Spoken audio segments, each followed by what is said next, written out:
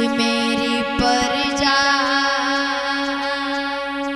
के नर नारी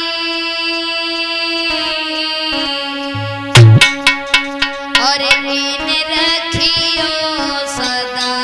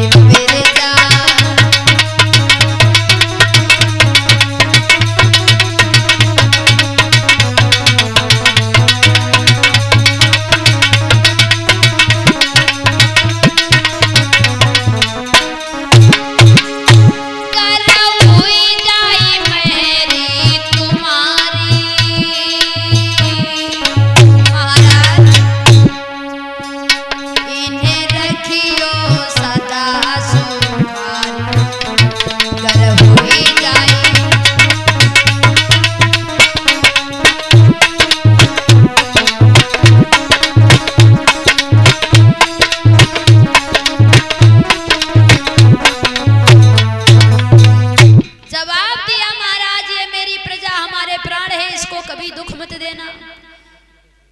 ये प्रजा मेरी पुत्र के समान मैंने इसका लालन पालन किया। विश्वामित्र बोले चल जाओ, नहीं चल जाओ, ये प्रजा मेरी है, इसके साथ में कैसा भी व्यवहार करे मेरा काम है, तुम उपदेश मत सुना।